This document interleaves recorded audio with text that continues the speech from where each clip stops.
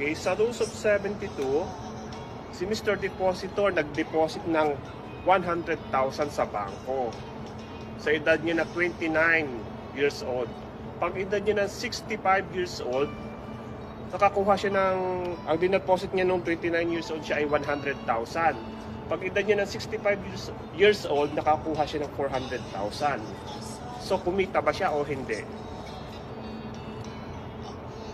Ang tama pong sagot ay kumita po sana siya kung meron kong, di ba? Kung hindi siya nadagdagan yung edad niya ng 36 years old. So, edad 29 siya nag-deposito, 100,000. Pag edad niya ng 65 years old, nakakuha siya ng 400,000. So, kumita siya ng 400,000 o ibawas natin yung puhunan na 100,000, that is 300,000 sa loob ng 36 years, long years.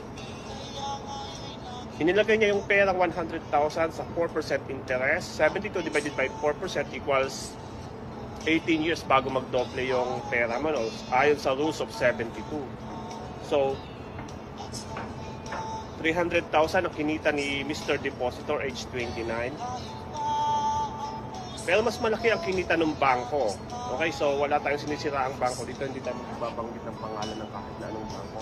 This is for educational purpose only. Halimbawa si bangko ay nag-offer kay Mr. Depositor ng 4%. So si bangko, dala-dala niya itong pera ni Mr. Depositor.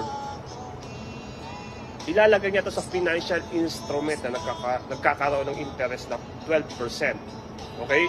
So, ayon sa rules of 72, 72 divided by 12% equals every 6 years. 6 times 6, 36. 6 times nagdoble yung pera ni Mr. Depositor, kaya naging 6.4 million pera yung nakuha ng bangko doon sa